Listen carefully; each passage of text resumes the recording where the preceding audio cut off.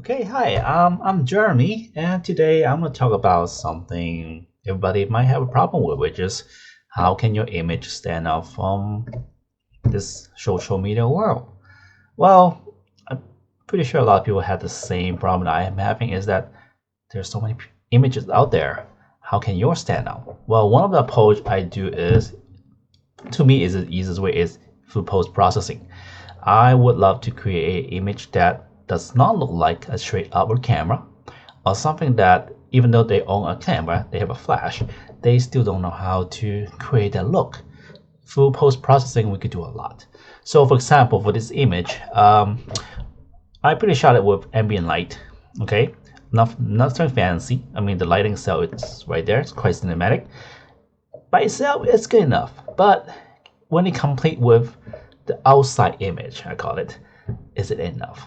Well, to me, I like to play around with it. So today, let me show you what I can do in Photoshop to make this image look even more stand out. All right, so today we will use this image. First, what I'm going to do is open a curve adjustment layers. Okay, so what I'm going to do here is I'm going to raise this up here. This is a black point. I'm probably going to put it up to around, I don't know, 60, 62-ish. Yeah, that sounds about right. And I'm going to go into wet channel. Now, one thing that when you play with the channels, color channels in curve is that make sure you lock this centers. Okay. Now look what happens if I don't lock it. You go really haywire because if you pull down, which is we move red, you got green, and you increase too much, that's over. So the best thing to do is you lock it. If I just want to, right now, most of the time you want to adjust only at the shadow area. Okay, so you lock this, and now I'm gonna put a point here too. I want to drag it down. See, you see how that is? And it's only that little bit. I don't want it too much, just a tack. Maybe that's good enough. I'm gonna go around maybe 61 to 61, and I'm gonna put it down all the way to 19, 67, 19, something like that. I want some green in there. Okay, you see how when I lock that in the center, it doesn't really affect the skin tone that much. All right, let's now go to the green. Same thing, lock the green in the center, pull down. In this case, I'm gonna add some red. That sounds about right. And go to blue. Blue, in my own terms, I call it a normalizer. Why is that? Well, let me show you. If I pull this now, you see how it becomes a little bit normalized. I think that's good enough. Right there. So go back. The number I had here on this point, it's around 61 output. Red, I lock in the center here. And for this point, I kind of set it at 63 input and 27 output. Green, same thing, lock in the middle. And this point is around 63 input and 38 output. And blue, again, lock in the middle and set it at 65 input and 48 output. And I will get this look. This is the before and after. It looks a little faded, right? It is. Because we're not done yet, okay? I want to get that kind of vintage faded look first. Okay, this is kind of there, a little bit over it, but don't worry because you see how this, I could change this opacity here and it could look the way you want it, but I'm gonna leave it here for now. The next one I'm gonna do, it is called selective color, which is this here. Okay, now first thing first, I'm gonna go to my, now the cool thing about selective color is you can control all this different color channel, and within it you can control the black, yellow, magenta, and cyan within that color. For this instance, it's black. So I have a mindset how I wanted it, so I'm gonna add back some black in there. I'm gonna add it to maybe 11 here. Let's do some solid so the black comes back. I going to add a little bit yellow too. And maybe minus just a little bit here on the magenta. Cyan. Okay, I like that. Let's add around 6. So the number I get here in black is plus 12 on black, plus 7 on yellow, minus 1 on magenta, and plus 6 on cyan. Okay, see, I get a little bit of contrast back, right? Well, not done yet. There's 10 and some red in there, so I'm going to play with it a little bit. It tends to have a little red on the skin, so I'm going to minus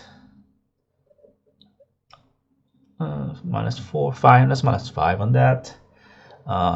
That's what happened if I add. Oh, I like it when I add yellow back in there. I like it. It looks more vintage, so I'm gonna add around 30. That looks pretty good. Magenta, I'm gonna leave it. There's not one to play with. Cyan, no. Okay, there's a lot of white in this picture too. Let's play with the white. See, like I said, you could play with the color within the image like you want. So for white, let's see what happens if I add. Okay, because I want to look vintage, right? So I'm gonna add black in there. See how it turns. You see how some of it will overexpose. It kind of got back into well exposure. I'm gonna add around a little bit more than that, around 43. Okay, and then yellow. Let's subtract some yellows. Let's do. I want some white, but I don't want too much yellow on there. Let's do around 54-ish. Okay, not gonna mess with magenta. Not gonna mess with cyan. I'm gonna go to yellow channel. Yellow channel. Let's see what I could do with it. Ooh, I like that when I add that, but that's too much. Maybe 27. And how about add some yellow in there? Oh, I like that too. Let's add around, not too much, around 15-ish. Again, there's not much magenta and cyan there, so I'm gonna leave that. All right. So after that, so I got back some contrast, but not losing that faded and yet vintage look. Look what happened. This is before. This is applied curve, got a faded look. Apply a selective color, controlling the black, the red, the white, and the yellow, and I got this look. All right. Okay. Still, it is a little bit different than the original image, you know, but I think we need more. So I have this, not this one, sorry, this textures which I'm gonna apply onto it. Okay. One thing to do is you pull that image into as a layer, right? And you do a transform. It doesn't matter. It has to be fit perfectly because I don't want that much that area down there anyway. So I'm going to pull that out. I don't need that. That looks. I flip it this way. Yeah, let's do that. I'm going to change the blending mode into,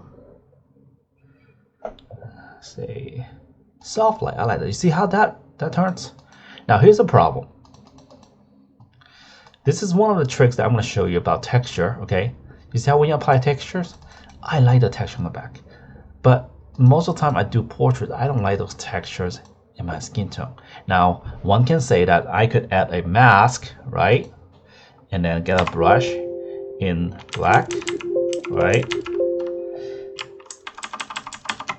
and brush it out. Let's see how that looks out. Okay, increase and brush a little bit more.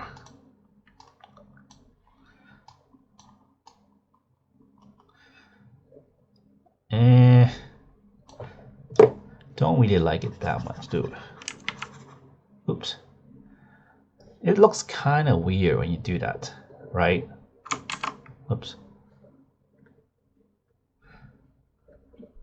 No. Let me show you a better way to do this. Delete that first. Okay, change back to normal first. All right, zoom in. This is what I'm going to do. I want to convert this texture into a smart object. All right, now you see how there's a little sign here? It's that this layer here is a smart object thumbnail. I'm going to do one thing to this layer. I'm going to blur, Gaussian blur. I am going to blur until I don't see the texture except for the colors. Around 12.5 is good. Okay, it looks blurry. Now I lost all the texture, but don't worry. If you click back on this Smart Filters, I hit Command I. Oh, I just hide the blur effect. Now, go back to blending mode, soft light. This is what we're going to work on. Okay. Make sure you're on the Smart Filters. Got a brush on. Brush.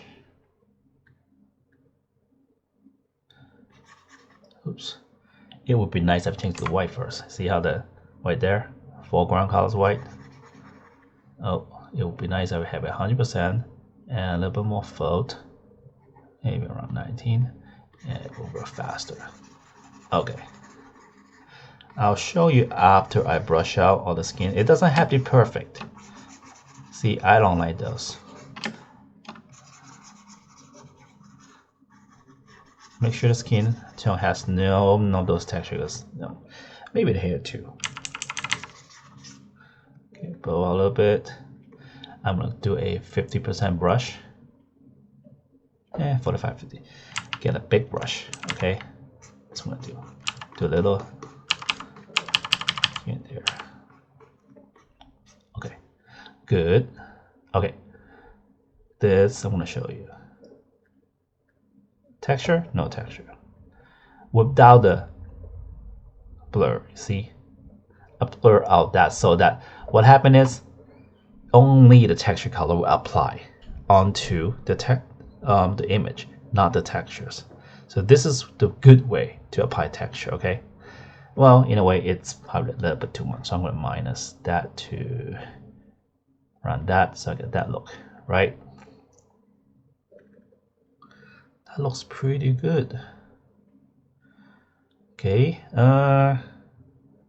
you know, because after we apply the texture, I seem like adding a little bit more yellow, and the skin tone tend to be yellow.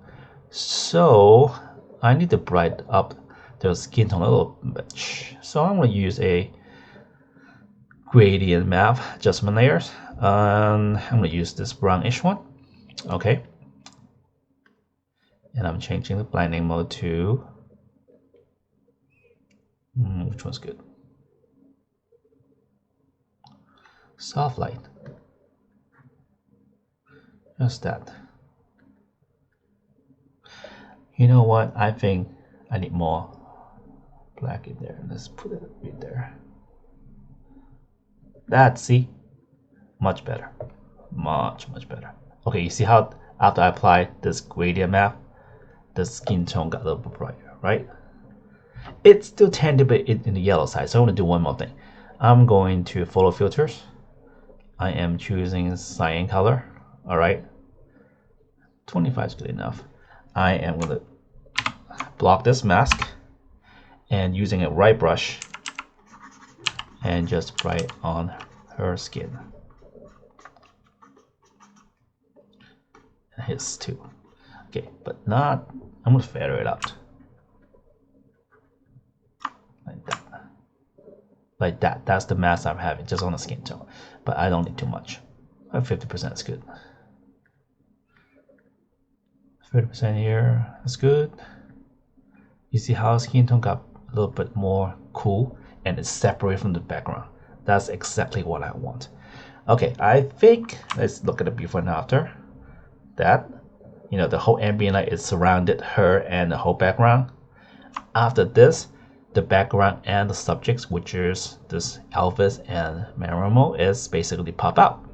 Okay, but there's still kind of much of like empty and negative space area here. I could add a vignette and kind of focus back down onto the subject, but let's try something else. Let's try not this.